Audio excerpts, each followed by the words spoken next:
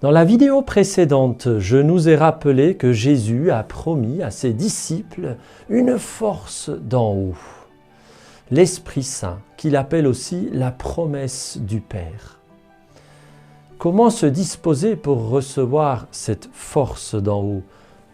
Première condition, il faut que nous soyons conscients de notre faiblesse et que nous ayons besoin de cette force nouvelle. Mais sommes-nous vraiment faibles? Parfois, nous avons l'impression que nous pouvons arriver à mener la vie à bon terme, à avoir du succès, réussir sans l'Esprit Saint, sans une force surnaturelle, divine, spéciale. Nous avons notre intelligence, nous avons notre volonté, nous pouvons faire des efforts pendant des années, acquérir des compétences. Nous avons notre cœur, notre capacité, notre affectivité humaine pour aimer.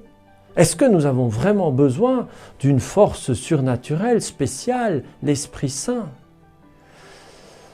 Eh bien, parfois, nous mettons des années et des années à découvrir que même pour aimer son conjoint, pour éduquer ses enfants, pour faire un travail qui ait du sens, pour accomplir des œuvres durables qui puissent porter un fruit dans la durée, pour faire vraiment avancer l'humanité sur le bon chemin, dans la bonne direction, pour trouver une société plus juste. Nous ne sommes pas en mesure de fournir des résultats positifs. On a beau essayer, l'homme laissé à lui-même, étant donné toutes ces fragilités, ces blessures dues au péché de nos premiers parents, au péché de nos ancêtres, à nos propres péchés, au péché de nos contemporains, en fait, nous n'y arrivons pas.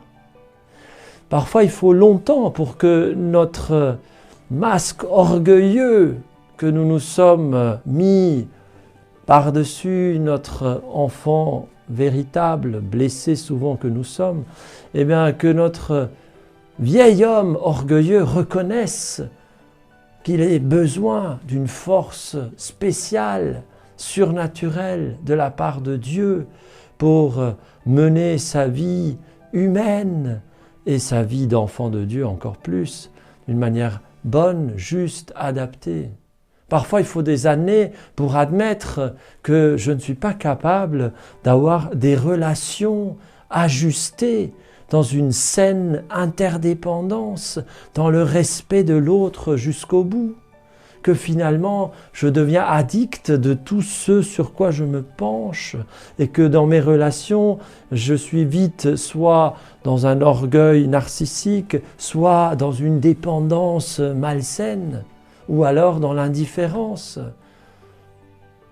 Eh bien, c'est important de prendre conscience que quelque part, j'ai besoin, profondément besoin, de cette force nouvelle, ne fût-ce que pour mener ma vie quotidienne avec amour, avec respect, avec générosité, avec joie, et encore beaucoup plus pour accomplir les œuvres, pas seulement humaines, mais divines, les œuvres divines que Dieu a préparées de toute éternité pour que nous les accomplissions, pour faire cette œuvre-là, qui n'est plus simplement une œuvre à taille humaine, mais une œuvre qui apporte, qui rend présent le royaume de Dieu.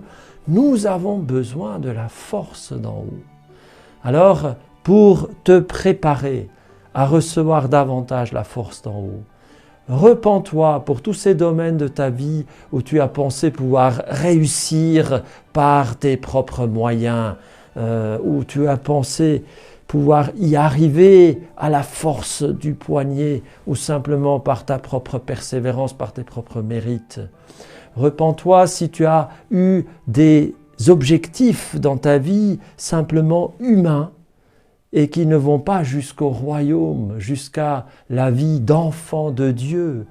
Si nous sommes baptisés, c'est pour avoir une vie pas seulement humaine, mais pour participer à la vie divine en tant qu'enfant de Dieu et pour accomplir des œuvres un peu à la hauteur de Dieu, oui, pour participer à la nature divine. Repens-toi pour ne pas avoir assez relevé la tête vers les objectifs selon le cœur de Dieu sur toi. Voilà, merci Seigneur de nous faire prendre conscience à quel point nous avons besoin de cette force d'en haut, l'Esprit Saint, la promesse du Père, celui qui a été promis aussi par Jésus, l'Esprit d'amour de Dieu. Amen.